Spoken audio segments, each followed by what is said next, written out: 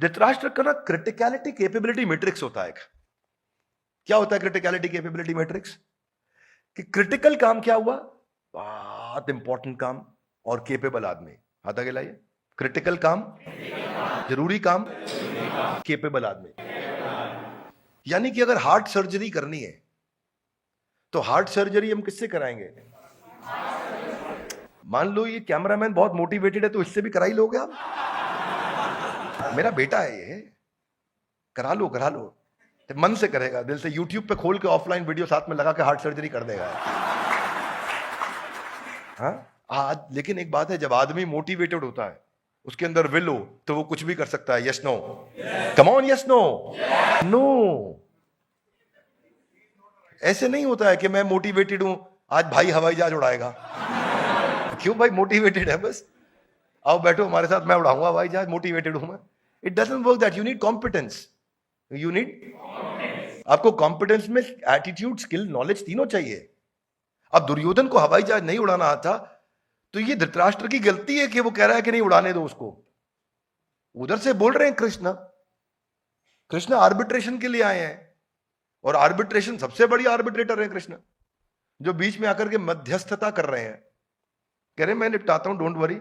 नहीं तुम नहीं, मैं दुर्योधन को भाई उड़ाएगा हवाई जहाज। That is the problem. उनको समझ नहीं आ रहा है। आप क्या है, बेसिकली वाइस प्रेसिडेंट से कंपनी में चाय पिलवाने का काम करा रहे हो।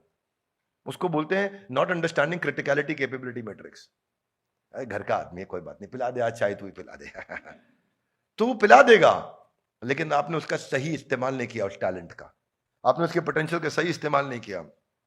तो ये जो बायस है, ये जो फेवरेटिज्म है, ये जो लॉन्ग टर्म फोकस को मिस कर देना, ये जो अनएथिकल होना, ये जो ग्रीडी होना, ये जो सही चीज के साथ नहीं खड़ा हो पाना, ये कि माय वे और हाईवे, या तो मेरे रास्ते या हाईवे से निकल जा, ये जो मेंटालिटी है, एक शॉर्ट कमिंग को, अपनी गलती को एक्सेप्ट ना कर पाना, और एक कॉम्पिटेंट आदमी को वैल्यू ना करना, ये सब किस में रिजल्ट देता है? दो चीजों में रिजल्ट देता है। एक है weakness plus wickedness is game over. सुनिए मेरी बात, वीकनेस प्लस विकेडनेस इज, एक तो धृतराष्ट्र वीक आदमी, डिसीजन नहीं लेते, और दूसरा विकेड यानी धूर्त आदमी, चीट आदमी, चीटिंग करने वाले। जिधर वीकनेस भी है और विकेडनेस भी है, गेम ओवर।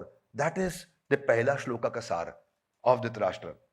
जो बिजनेस ओनर का ये पता है, ये इनकॉम्पिटेंट मैनेजमेंट और ये फेटल मिस्टेक से ब्लंडर क्या होता है।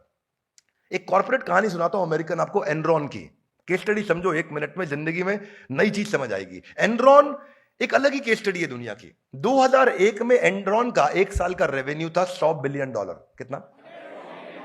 मिलियन नहीं, बिलियन। बिलियन क्या होता है? बिलियन, $100 बिलियन, थोड़ा समझ लेते हैं हम लोग। $1 बिलियन कितना हो गया? 8,000 करोड़। $10 बिलियन 80,000 करोड़। $100 बिलियन 8 लाख करोड़ का रेवेन्यू एनरॉन कर रहा है 1 साल में 2001 के अंदर। क्योंकि लीडरशिप कॉम्पिटेंट थी, लेकिन धूर्त थी, चालाक थी, चीट थी। वो कंपनी एनरॉन जो 2001 की शुरुआत में 8 लाख करोड़ का रेवेन्यू कर रही थी, 2001 में 8 लाख करोड़ बहुत था भाई लोग, समझ लीजिए। और 2001 के अंत में वो कंपनी बैंकरप्ट, दिवालिया हो गई, जीरो हो गई। क्या हो गई? समझ में आ रहा है? तो ये कहावत बन गई। क्या कहावत बन गई?